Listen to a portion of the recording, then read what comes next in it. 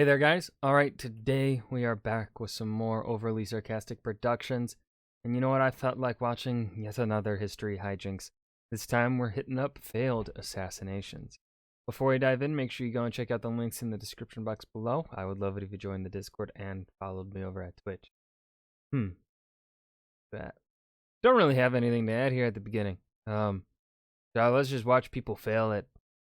Learn about some failed assassinations, huh? I don't know why I went. Okay. It's weird morning. Diplomacy is complicated. You have to manage competing interests and work cooperatively to ensure the best communal outcome. But luckily, there is another, much more efficient option. Murder. Because once you leap over those pesky little speed bumps like the worth of human life, it becomes so much easier to solve your problems by just unexisting the people who disagree with you. You know, like a psychopath. But despite the nominal simplicity of huck a javelin through his abdomen, killing people can be surprisingly labor-intensive and prone to mistakes, especially when the target is some political bigwig. So, to have a laugh at the expense of some of the most notorious failed assassins, let's do some history.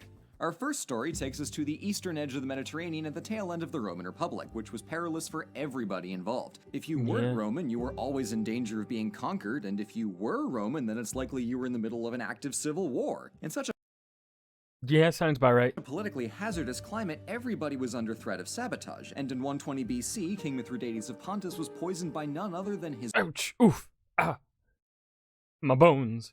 wife. Needless to say, the royal kiddos were spooked by the proposition of an arsenic sippy cup, so one of the princes booked it for the woods. While he was wandering around the Pontic wilderness building support for a coup, the prince decided to be proactive about the inevitable threat of poison. So whenever he stumbled across one of Anatolia's many poison-filled plants, Prince was clearly a big fan of Kirby games. animals, or minerals, he just ate it. The logic being that if he ingested all of the poisons imaginable in small doses, he could build up an immunity to it and become Props for being centuries ahead on medical immunization. invincible. So after 7 long years in the Well, he's not wrong, right?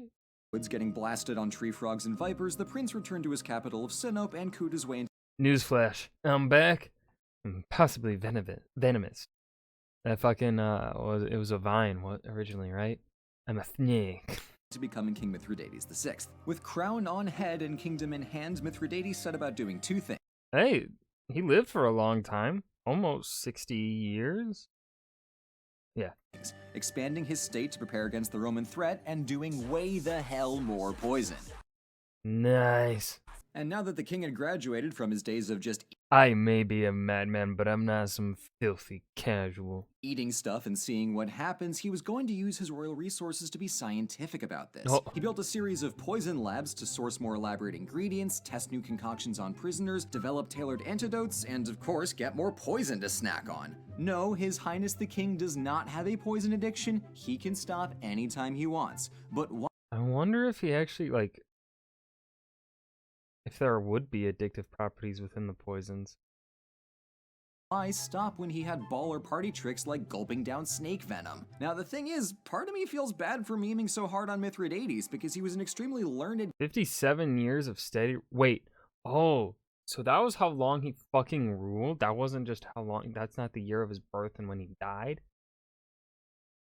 Damn, dude lived a long time. king who collected massive libraries, could speak well over a dozen languages, and grew his small kingdom into a Black Sea empire. But on the other hand, funny haha poison man, so my hands are tied. Mithridates likely survived several assassination attempts, but will never You fool! In your hubris, you have only made me stronger. really know how many because none of them worked. Of course, like everybody else in the ancient Mediterranean, his downfall was Rome. His grand strategy was to incite a revolt in western Anatolia and Greece to let disgruntled Romans do what they do best. The confusion of mass slaughter made great cover for Mithridates' march into Roman territory, and he managed to get in a spirited back and forth for a good 2 decades before Rome stopped compulsively slapping itself in the face and actually started trying. Eventually, General Pompey, soon to be Pompey the Great, later to be Pompey the Headless, stopped the Pontic army and forced Mithridates to flee across the Black Sea to Crimea. After failing to raise another army, he decided it was better to just die than to get paraded in a Roman triumph. So with his back against the wall, Mithridates killed himself by poison. Except he did not,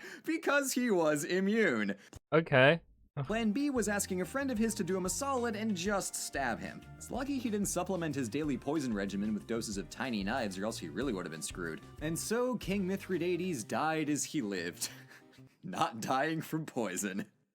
Now, trying to kill one king is enough of an endeavor, but as time goes on, administrations evolve and power often gets distributed to a much wider base. This makes it infinitely more difficult to off an entire government at once. But luckily, the 1600s are a wonderful time full of such modern marvels as high explosives, and some enterprising lads wanted to make use of this new tech. So, let's set the scene. England has been ruled by Protestants for nearly a century, and they were making life increasingly suckish for the English Catholic holdouts. And since England's Anglican monarchs kept butting heads with very Catholic Spain and getting excommunicated by the very Catholic Pope, adherence to the Church in Rome was treated on par with being an enemy of the state.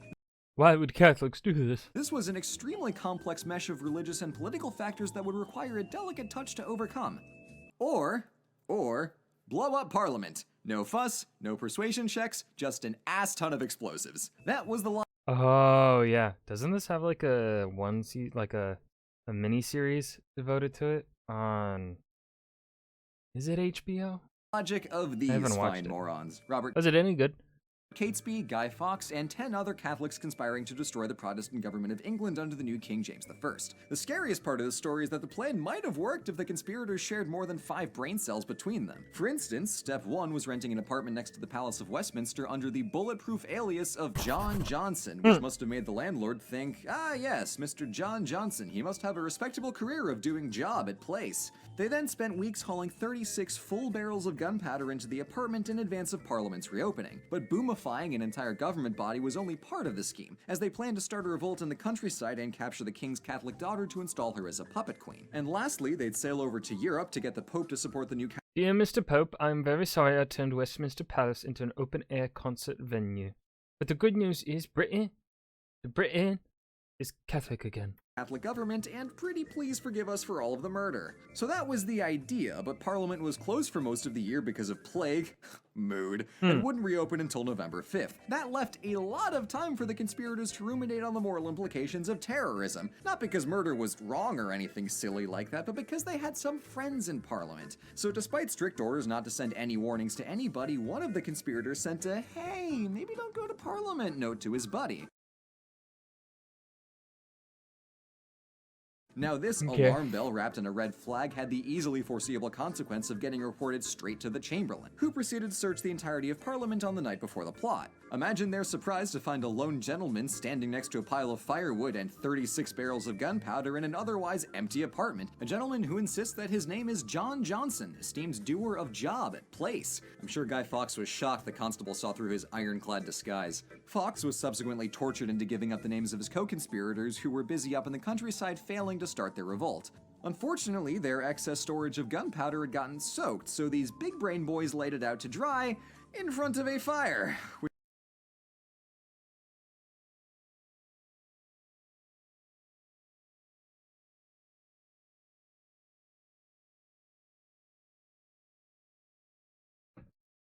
History is just full of idiots.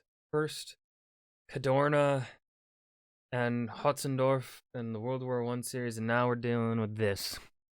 Which is just the most apt visual metaphor for a plant blowing up in your face. The crew was captured and executed, and for the next century and change, British Catholics were treated even harsher because of their association with the gunpowder plot, even losing the right to vote until 1829. Nice job ending that religious persecution. Good work, team. Now, I was originally going to wrap this video with a story of either Rasputin or Fidel Castro, but Rasputin did end up getting shot to death, so he's disqualified, and the only thing more numerous than the CIA's 600 assassination attempts on Castro is the amount of low-effort listicles about it. Instead, we're gonna ignore the rest of the world and cozy up in Venice. So, the Venetian Republic. Wait, hold on. Instead, we're gonna ignore the rest of the world and cozy up in Venice. Indigo's note. Shocking. So, the Venetian Republic, the longest lasting and best government in world history, I need not say more. But sometimes, rarely, the Serenissima made some tactical errors. In 1310, Venice had ruffled enough Vatican feathers to earn themselves an interdict in which the Pope smacks the Holy Band Hope the cities you took are worth literal hell. and hammer onto an entire city. This was bad news for a mercantile island republic with approximately 4 square feet of arable land. As the man in charge of this mess, Dojo Gradenigo was immensely disliked and had to take draconian steps to quell all the unrest. In a dicey situation like this, Venetian nobles had the option to A, deal with it, or B, riot. So with the Great British Boom House still a couple centuries off, how did this conspiracy go down? Well, it started with a handful of snippy nobles and one Bayamonte Tiepolo, the grandson of a former doge and a man with no qualms about hucking the Republic The Doge of Venice always wears the Corno hat, making this to be roughly accurate to all 120 times. off a bridge and installing himself as despot. These gents were all but certain that scores of Venetian nobles and commoners alike would join in their quest to stab the doge in the face, so they sent out a lot of feelers to their friends around town. But coup is a strong word, and some people were distinctly not on board and did the responsible thing of reporting the conspiracy right to the doge. But even if the conspirators knew to expect a veritable party bus of guards, their more pressing concern was weather, namely the springtime lightning storms. See, their foolproof plan was to take two groups across town and raise the citizens to arms before meeting in St. Mark's Square to storm the Doge's palace. But when they charged through the streets at dawn and started shouting, "Liberty! Death to the Doge!" nobody could hear As history shows us time again, stirring a populace to open revolt and killing a mark can be tricky. them over the sound of thunder and pouring rain. And It requires calculated planning, persuasion, and many other skills. anybody who liked what these guys were selling weren't about to Stupid diplomacy getting in the way of the coup. go running into a storm at 6 a.m. The West Group ran smack into a band of the Doge's guards and might have regrouped if not for some priests and painters on their way to work who took the initiative to waylay the conspirators a second time. Tiepolo's East Group had similar luck, gaining exactly 0 sympathetic rebels. In fact, Venetians were opening their windows specifically to shout insults. And not to be outdone, one kind old Signora Rossi heard the commotion while doing her morning chores, and when she opened her window, she dropped, or maybe threw, her stone mortar at the conspirators, landing square on the head of the standard bearer and killing him instantly. Tiepolo saw his comrade drop dead in front of him and took it as a sign that this was just not his morning, so he ran away and politely accepted his banishment. Meanwhile, old lady Rossi was hailed as a hero for her ingenuity and impeccable aim. As her reward, she simply asked to fly a Venetian flag on feast days and for her landlord to never raise the rent on her family home so long as the Republic endured. Now this was a god-tier play, because Venice took the conspiracy as a hint to reform, to better avoid future treason, but also to improve the government's overall efficiency, which combined to give the Venetian Republic another 5 centuries of life. I mean, sure, Tiepolo and his conspirators made a series of fatal mistakes in their slapdash plot to kill the Doge, but oh boy, if they only knew that Signora Rossi was waiting for them, those fools would have stayed the hell home. So, aside from some boring nerd morals about how murder isn't a cure-all, what have we learned today? Well, Mithridates should have been more careful with what he wished for in his poison immunity, so the rest of us should probably lay off the arsenic and stick to alcohol as our poison of choice. No, I mean, I feel like it worked out for Mithridates. He didn't get assassinated.